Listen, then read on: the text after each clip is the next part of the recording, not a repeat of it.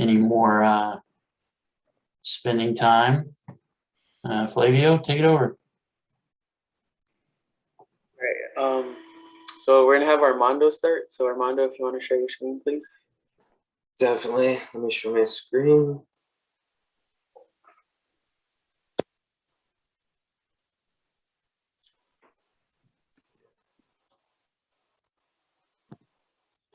Two. Okay, let me know when you guys can see. We see it. Okay, perfect. So I'll just jump right in. Well, thank you everyone for having me. Really happy to be here. My name is Armando Silva. I'm gonna be talking to you about landscape architecture. Just to start off, a really quick intro, a little about me, a little about my education. I graduated from Artesia High School back in 2005. Artesia High School is located in Lakewood, California. So I then went on to go to Cerritos and Rio Hondo Community College, all within the LA County.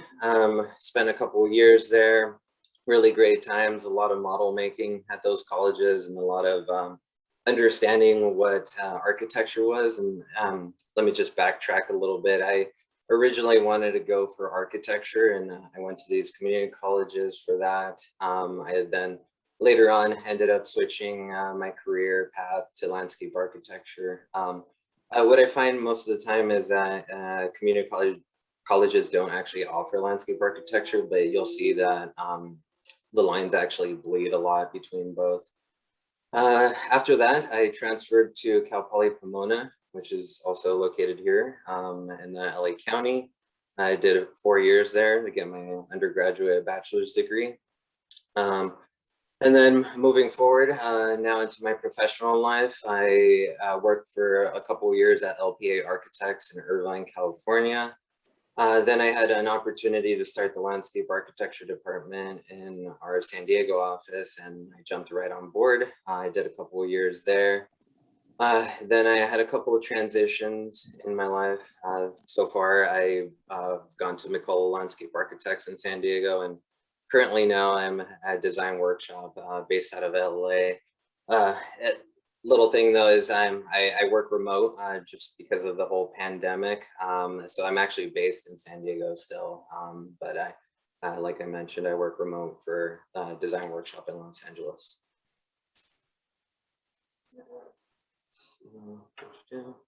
Okay, so landscape architecture. So in a nutshell, landscape architecture is basically the creation or design of exterior spaces.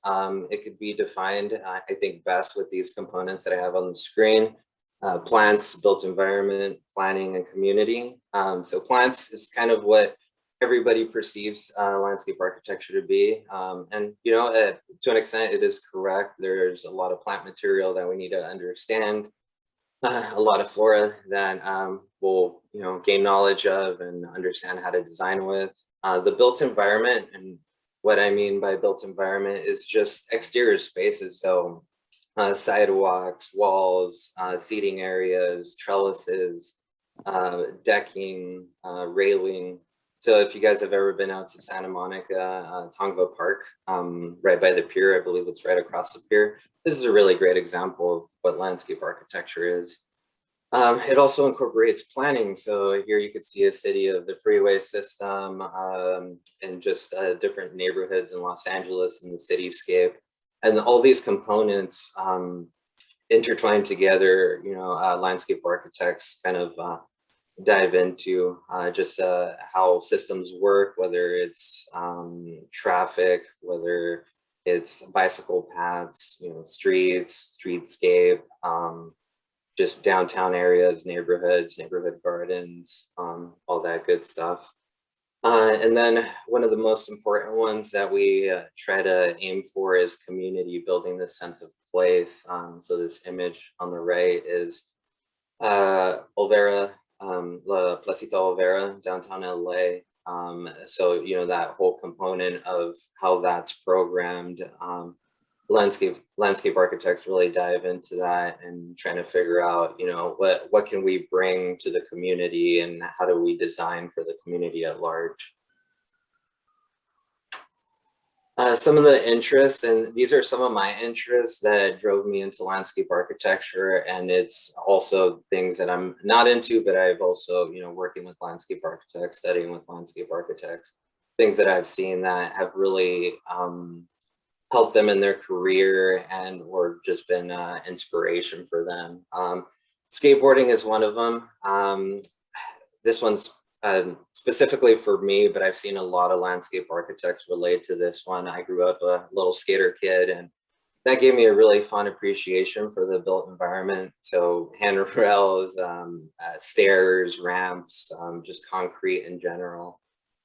Plants, this is something that I've always loved, just kind of lush green plantings. This image is particularly of like interior planting.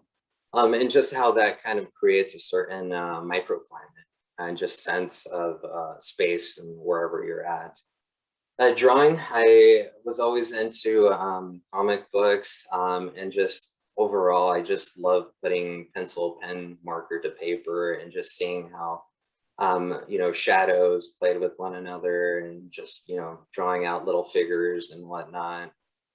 Horticulture, just as a little kid, I and others that I've seen that are involved in landscape architecture, they just love digging up the ground, seeing, how plants could grow. I remember taking a seed in elementary school and just watching it over months and seeing how that sprouted into an actual plant and just understanding, the components of the soil and the photosynthesis and the chemistry behind that. It's really interesting. Construction, I grew up helping my dad tear down the house, add additions to the house, helping out communities like little volunteer programs of just building little walls and whatnot, but really understanding what construction techniques are and how that relates to the built environment. Hiking, I think, is one thing that really spans, the whole landscape architecture careers, understanding the outdoors and just really having an appreciation for the grandness of the landscape. Music is one of those things where it's a little specific to me, but I've seen it in others as well, where I just, I grew up listening to music. I used to play in bands, and just the arrangement of notes and the liveliness in it. I just found a way to just relate it to landscape architecture and just like the composition of elements and the whole experience of walking through a certain space. Video games, I really wasn't a big video gamer. I did dabble a little bit. And this particular video game might show my age a little bit. But it really does relate to the whole profession. We do spend a lot of time in creating these 3D worlds, and this is how the inception of the project starts. And before you ever see anything come to life, you need to prove to someone or show someone, hey, this is what it could potentially look like, and therefore this is why we should build it. And photo and video is a really important one because you're really capturing certain places. You're understanding, what the lighting and how those places are perceived. And I think through photo and video, that's just a great way of understanding landscape architecture. So just wanted to talk about education and kind of what's needed through high school, university, and what to expect entering into a landscape architecture program. In high school, it really is, there's really no set, curriculum to take, but some of the things that I saw being helpful when I was going to high school was computer graphics, anything with like the Adobe Creative Suite, Photoshop, InDesign, things of that nature. Photography is a big one, as I mentioned. I don't know if this one's still offered in a lot of schools, but wood shop, metal shop, anything like that, where you could really get your hands on, and because you're going to be making a lot of models in this profession, and just understanding how to kind of finesse that skill. Volunteering is a really important one, and I think this, gets you networking, it gets you understanding your community and the needs of your community. Maintaining a GPA around 3.0. I just threw that in there because I think that is what the most school systems ask for, but I think it's kind of loose. I think if you put a portfolio together in high school that incorporates some of the above mentioned, especially volunteering, if you don't have that 3.0, it's not a big deal.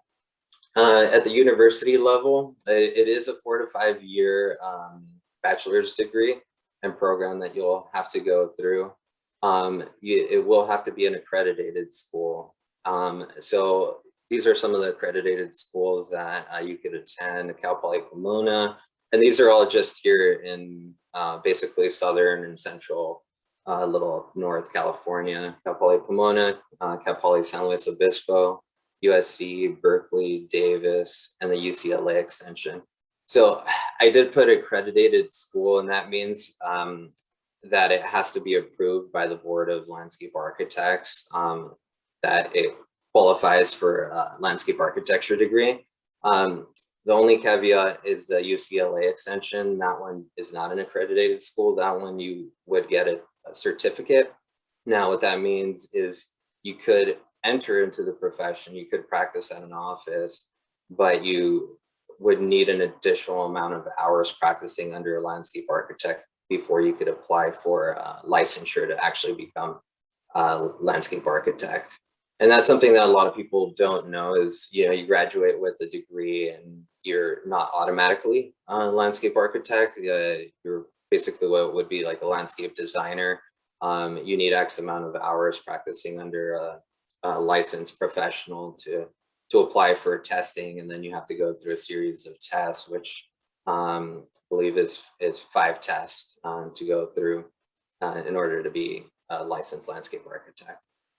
What to expect in your schooling, and this is more kind of at the university level, is group projects. You're never really working alone. There are going to be a handful of projects where they're individual, but for the most part, it's a group effort, and you'll realize this, even into your professional career, that you're always working with. Studio life. This is an interesting one because I think this profession or this major is one of the only ones or few that incorporates studio life, which means that basically the group of people that you start off year 1 with, at the end of year 4 or 5, you're still with those people. So you basically create a whole little family within this profession. Drawing, as I mentioned, is an important skill set to have to be a landscape architect.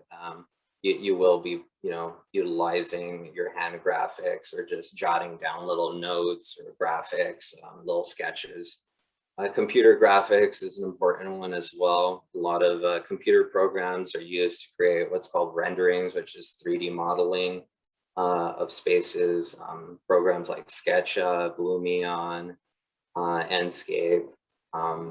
There's a handful. I could go on and on. Reading is a very important. There's endless amount of theory and just understanding of the profession, different systems, and there's a lot of books assigned, and just get comfortable with reading because there will be a lot of that.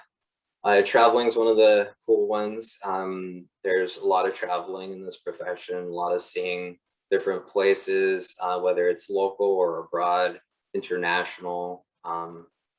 And critiques and hard work.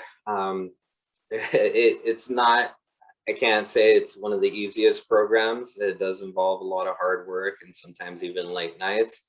And then the critique portion of it is, you will get your professors giving you a hard time. And it's not because they want to, it's just they want you to learn from, what if it's a mistake you made, or just make you stronger in your design.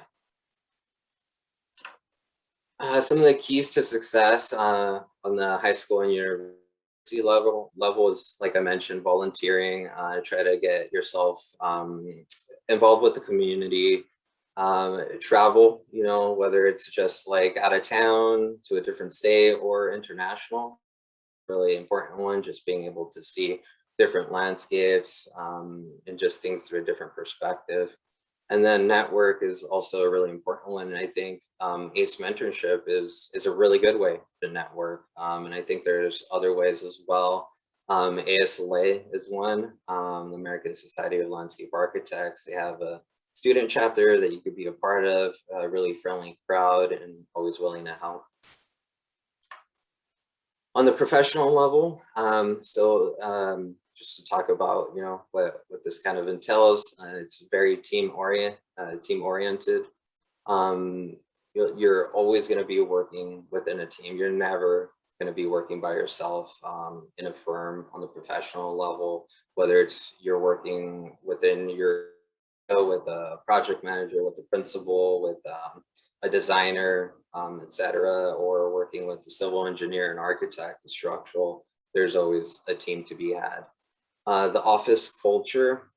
This one's interesting, and I've seen it change a lot over the past couple of years. It's the offices are really trying their best to get all their employees to kind of have a communal, kind of friendlier environment, helping each other out mentally, you know, not just with work. But for example, one of my old offices would offer, you know, fitness programs where you could, you know, go out for an hour during your work day and just kind of run around, do like a couple miles with the team, or do like a little CrossFit outside of the office.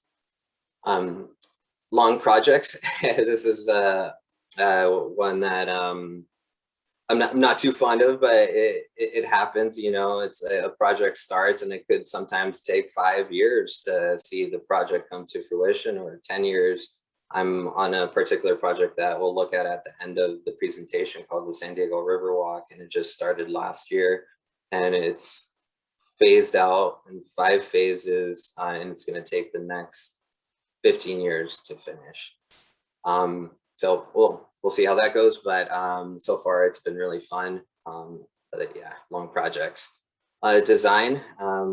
This is kind of, you know, the really fun part of the profession is you'll get to work on exterior spaces, parks, educational facilities. Educational facilities are like high schools, elementary schools, college campuses, plazas, cityscapes. Cityscapes are like what you see if you're walking down the street, you know, whether it's like a little pocket park or seating, sidewalks, trees, shrubs, etc. Skate parks, well, familiar with those, I think. Gardens and residential design. What to expect is, as I mentioned before, the LAIR Landscape Architect Registration Exam. When you graduate from college, you don't automatically become a landscape architect, and you kind of have to still work a little towards that.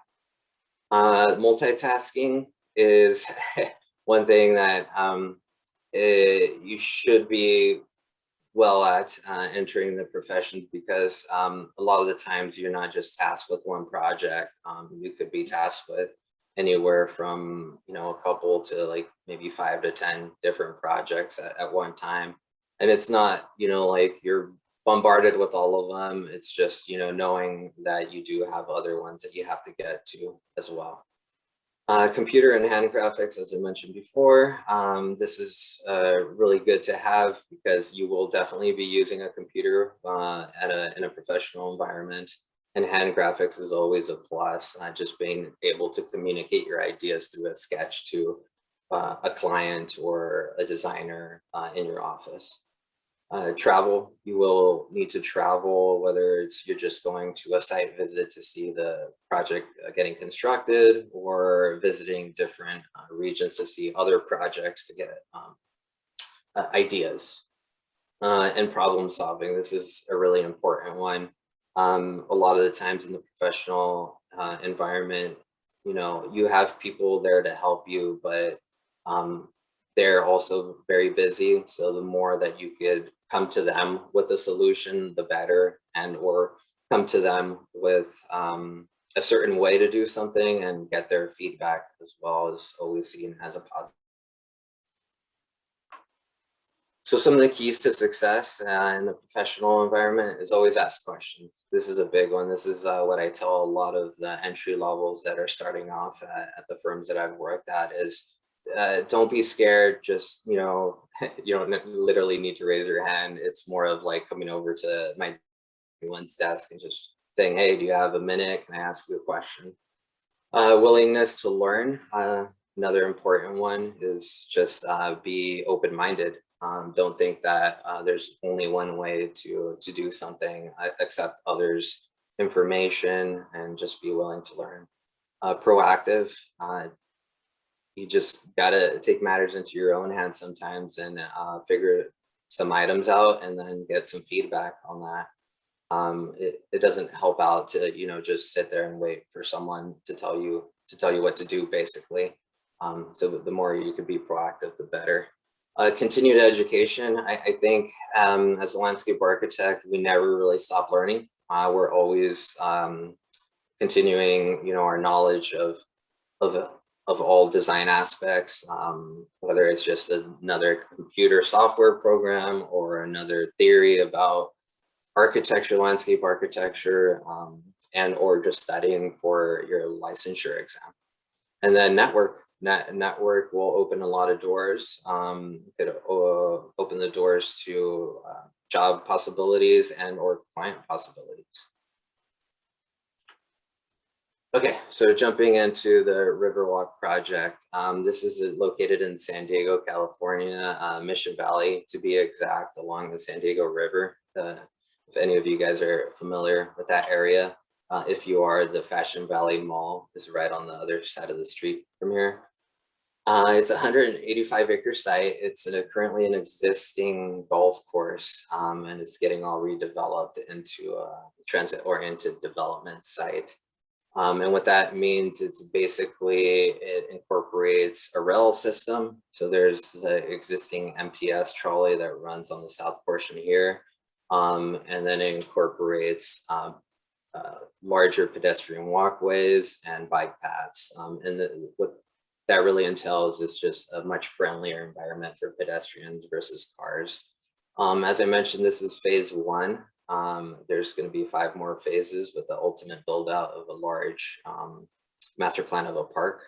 Currently, what you're seeing is just a five blocks, and these 5 blocks are mixed use. Mixed use basically means that the bottom levels of the buildings are retail, food and beverage, and then the tops are usually residential.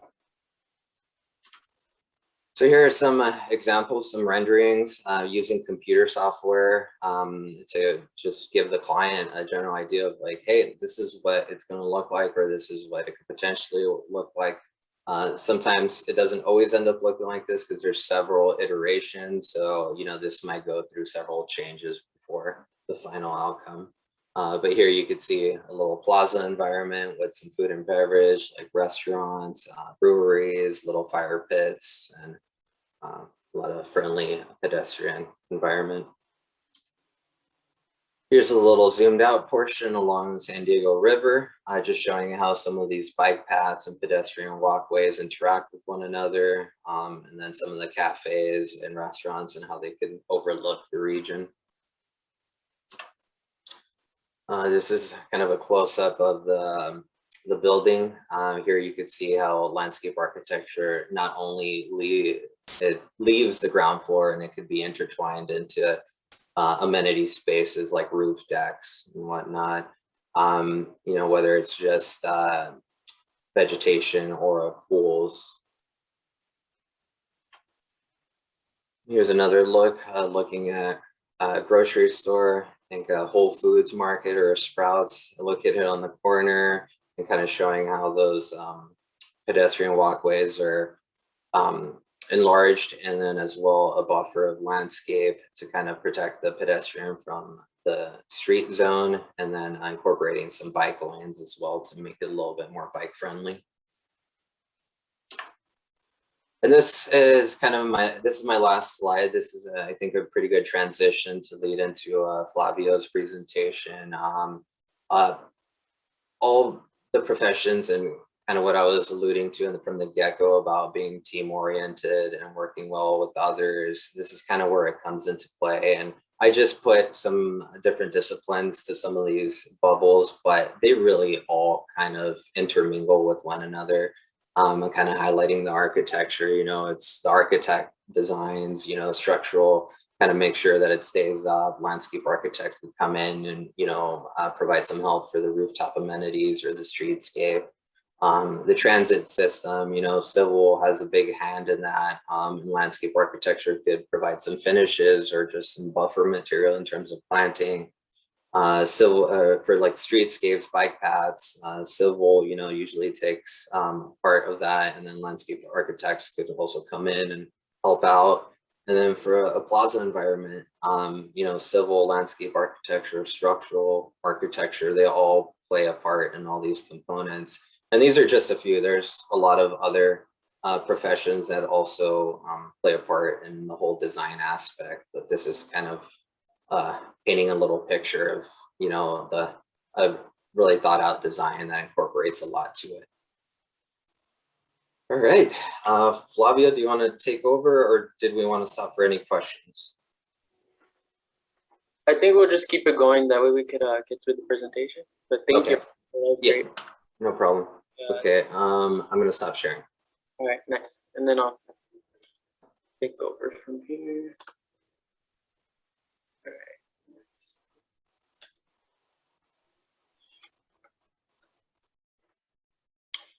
All right.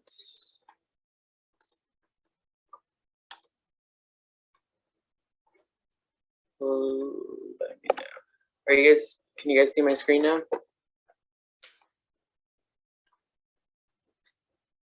Yeah. Flavio, we're seeing the presenter screen. Okay, nice. All right. So, do No, you, the wrong screen. We're seeing the screen with all your notes and things, not the presentation slide, the presenter screen. let me, On the 3 dots. There you go. Or display setting and swap presentation. Well, there you go. is that better? That's better. Okay, thank you. So to introduce myself, I'm Flavio Salazar. I'm representing Urban Engineers. I work as a civil engineer in the Rail and Transit Department. And previously, I used to work as a traffic engineer for the City of Santa Ana Public Works, Department of Traffic Engineering. And I used to intern with Trans Systems in Los Angeles, working on LA County Metro bus stops, doing surveys for them. And prior to that, I got my bachelor's at Cal State Fullerton. And I'm also a La Habra High School alumni, so shout out to La Habra. And what is civil engineering? To get started, civil engineering is the profession of designing and executing structural works, serving the public, which is people. So you keep that in mind. We work on structures that pretty much everyone and anyone can use for the most part. It's arguably one of the oldest forms of engineering, and quite frankly, one of the most common. It is the most common form of engineering, actually. And it encompasses a broad range of different engineering disciplines. So civil is a very general term, which encompasses structural engineering, geotechnical engineering, environmental engineering, transportation and traffic, hydraulic engineering, which has to do with fluids such as water and other forms of fluids that are used to pressurize systems, water resources. And here's a graphic on of the different branches of civil engineering. And one of the ones that I didn't really cover that much is earthquake engineering. So, and civil engineers are the ones who design buildings so they can withstand earthquakes and other natural disasters, including high winds. And the foundation for civil engineering this is pretty much the coursework and how you develop as an engineer when you get started off. You learn about computer drafting, with programs such as AutoCAD, MicroStation, Civil 3D, and other programs. And you learn the basics of statics and dynamics and how materials work and how structures and different members can withstand loads and forces, which is pretty much just physics, and also applied mathematics. So you're going to learn calculus. You learn about hydraulics, which has to do with fluids and water systems, things of that nature. Also learning about chemistry and learning how to make concrete mixes and things, and pretty much learning how to design concrete, because concrete is it's a science project, it's a chemistry project. You understand the processes of how aggregate materials combine with cement, and knowing the right proportions of water, and of how much proportion of each element to add to create the right concrete mix. We also work on, in the higher levels, your undergrad, you learn about designing of concrete structures, steel structures, and you also learn about environmental engineering, geotechnical engineering, construction management. So you get a well-rounded picture of what civil engineering is, even as an undergrad. And some of the core skills that will help you succeed once you're practicing civil engineering is having good social skills. So you got to be able to talk in public, be able to talk to other people in the profession, and communicate with people who are also outside of the profession and can just be an everyday resident or citizen, and being able to understand how to talk to them. And then you also have the technical skills and the knowledge to successfully do your work. And you got to pretty much have a good overall understanding of engineering, like basics and principles, and understanding how that translates into real life like situations. And to get a job, you're gonna need work experience, and you're gonna need the higher education more than likely. And then also just keep a clean work record, because like your background check can affect your employment, and maybe that's something you're not thinking about right now, but it can actually honestly affect you in the future. And to break down some of the keys to succeed is you need to be disciplined, you need to be like a hard worker, you need to be honest as well, because you have a lot of responsibility and you need to act accordingly.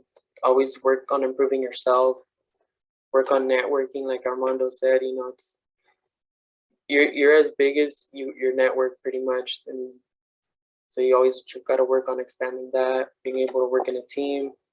And this is something that's probably not mentioned that much, but you need to have good customer service as a civil engineer, because as an engineer, you are providing a service, and you got to be able to solve conflicts as well, and be professional about it. And I'm gonna jump right into some of the background that I'll give on the activity. So to pretty much some background information for the activity is understanding rail systems and the different types of rail systems that there are. And one of the rail systems that there are is underground rail systems, which are subways or subterranean trains or below grade rail, which some of the benefits are is it avoids the congestion of street traffic, and it also has larger capacity rail vehicles. They're called heavy rail vehicles.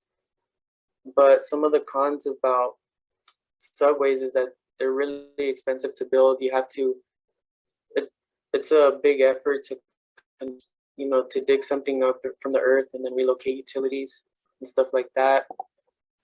And then there's also other rail systems such as ag grade rail systems, which are more common because they're less expensive, and they're easier to build. Although some of the cons about ag grade rail systems is that they conflict with ground traffic, so like cars on the street, pedestrian spikes, things like of that nature. So you're gonna have some conflicts of that you have to resolve. And then above grade rail systems or elevated rail systems are just rail systems that are built over the ground, which we don't really have here, but they have them in like Chicago and New York. And that's another way they get around avoiding street traffic. And here's an example of an underground rail system. So here there's, as you can see, there's a lot of people underground here, so you can tell that it supports a higher capacity compared to other trains. And then over here, we're looking at some surface rail systems, which maybe you've seen around LA, which is like the Blue Line or the Gold Line. And some of these rail systems can have different components, like the Gold Line I was mentioning earlier. It has some components where it's at grade or it's underground, and some even elevated, like at Chinatown Station. So let's keep going. So that here's an example of an elevated rail system. So I'm not sure exactly where these pictures are, but you can see that these trains don't really have conflicts with the ground, with any pedestrians and things of that nature. So it's easy for someone living in this city to either drive their car, walk around the streets, ride their bike without being impacted by the transit rail. Okay, let's keep going. So pretty much some background knowledge that will also be important to our activity is understanding the OC streetcar, which is a new project here in Santa Ana that they're building currently. And pretty much depending on how you're looking at the map, I'm not sure exactly where they're starting at, but let's just say they're starting here in downtown Santa Ana. So you can see at one of the endpoints, it's connecting to the Metrolink, the Santa Ana Regional Transportation Center, which is Metrolink. So someone like living in this city or using the system can ride the train in from Metrolink, get off at that station, hop onto the OC streetcar and take the OC streetcar to downtown, go shopping, go to go eat or do whatever they like. And then maybe hop back onto the train and then go back down and go to the golf course or go to the Harbor Transit Center. The possibilities they're just expanded upon, because previously there was nothing like this before, or this is currently being built as we speak. So it's actually changing the future. And to give you a better understanding of this project is that the project doesn't just come out of like thin air.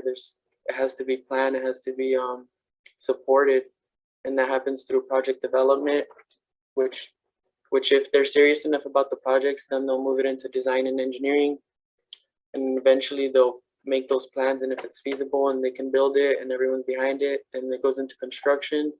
And then when construction, it goes through different phases until the work's complete, and then it's ready for opening. And that's when it goes into testing and operation, which is until 2023.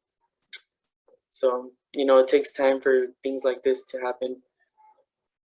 And then something that I want to mention is that it costs $423 million, which is just the preliminary cost estimate, which in the future it can actually cost more. And then one of the important things that I want you to take away from this slide is the frequency of the trains is every 10 to 15 minutes, which actually makes using the OC streetcar like usable and actually attractive for the everyday public to use, because they don't have to wait 30 minutes to an hour for a bus, which can travel slower than a light rail, which is on dedicated track and actually has priority at the street signals. And then also that it has 10 stops. So those 10 stops are actually what give light rails an advantage in comparison to the Metrolink, which connects cities rather than streets, like street to street or block to block, which is what a light rail system is for. So to keep it going, this is what it's kind of like. And then this map is to give you an idea that the landscape in Santa Ana is changing, and in Orange County, and then we honestly don't know what the future will look like. So that's where you students come in. You guys in the future will be actually building things like this. So this is why we want to hear your opinion on what you think the future should look like of rail. So right here you can see there's potential connections to either the Blue Line, the Green Line, other Metrolink stations, Disneyland, the beach, wherever you can think of, just get creative. And to give you a better idea of like the development of transit systems, we can take a look at the LA County region, and then see what kind of transportation they have now, which is, you can see in this map. And then in the future, you can see how much development can go on just within 8 years, which is actually pretty fast for all this to happen. And a lot of these rail systems are actually in the works, so they're already on the way. And then some more examples about transportation enhancements is complete streets. And complete streets, it just means that there's room for everybody. There's room for people, bikes, cars, transit. And then the way you make a complete street, you just go from a basic looking 4-lane highway to a street that's actually serves like more of a purpose and has better function for everybody. And this is something what it would look like. And then this is what it would look like in first person and like in real life. And here's another example. This is something simple as lighting can drastically improve how your city looks and appears. And honestly, it can improve this. It does improve the safety of your city as well. Here's another idea you can use is a sidewalk bump out. So if you have somewhere where, there's a lot of speeding cars and you want to narrow down the street so it can reduce traffic speeds at crossings, this is an idea. These are just curbed extensions or sidewalk bump outs, however you want to call it. And it also improves pedestrian visibility and safety.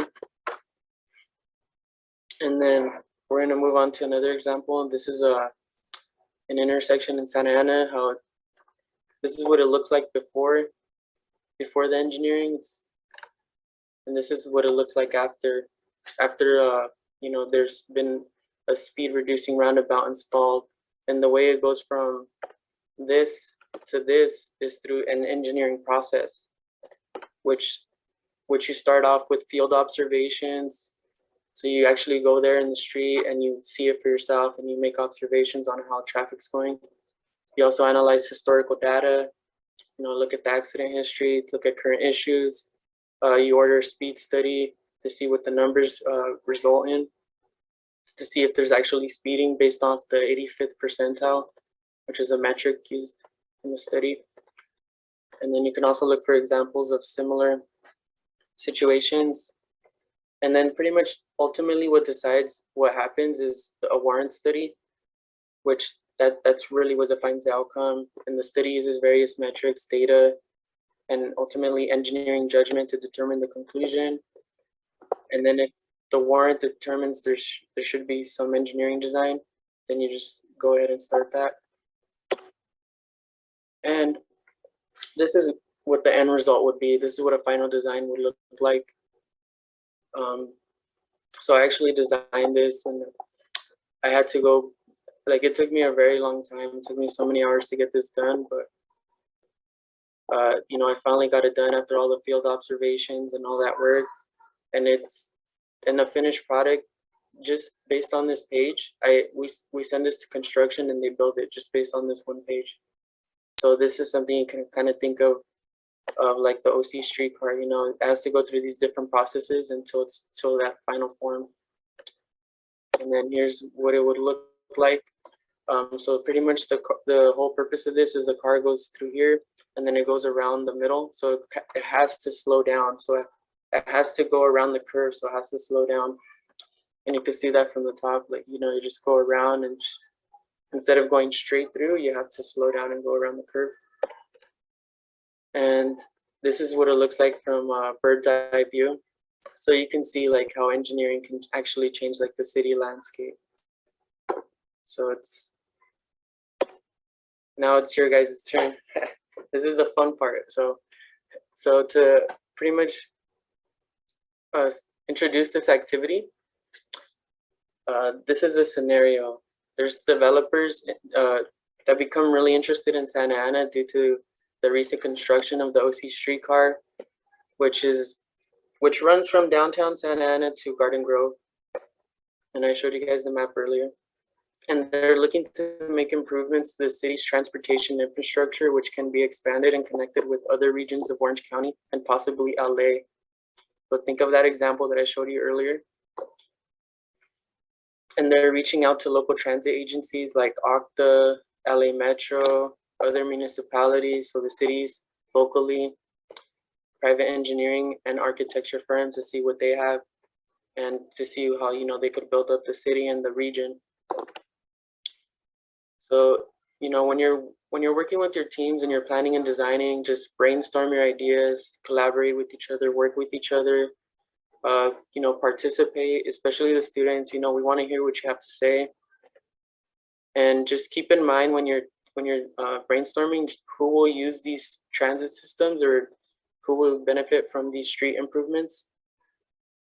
And just know that no idea is too big or too small. So the smallest detail will matter, and no idea is too big. You know, this is your time to like say, you know what, we're gonna build this subway from here to here, or we're gonna build like an elevated system over this region, or whatever it is. You know, there's no limiting factors here. And just come up with a strategy on what you guys want to do, and just be prepared at the end to like present it either verbally or visually.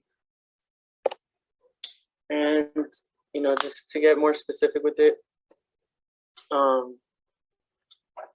just the first part, there's gonna be, it's a two-part activity. So the first part, you're just gonna expand the current transit line from the OC streetcar by drawing lines on one of the site plans, or you can also make your own if you feel like it. But where your team will want to expand like the OC streetcar line in the future, you know, you can connect it from any station or make even new stations, however you guys want to do it. And then just do that in the Jamboard, and I'll link that right now. I'll show you guys. And then the second part is to build an idea board to pretty much just give an idea to the developers of what you want to see improved on. So it pretty much gives an idea to the developers if you want like what improvements you want at the street level, or what you want to see like at, or what a station would look like, or what a street would look like, or anything you would like to see improved to the city. And here's the final tidbit. So just for the part one, you can, I'm just asking to edit at least one of these maps, or you can create your own and then just work on that. And then for the second part is just the idea board on the improvements you want to include. So I would just say focus on the first part, and then hopefully you guys have enough time to do part two. And then just one tip is for part one, you guys can use the laser feature, and then it creates like an imaginary line and just erases. So that's it. If you guys have any questions, let me know.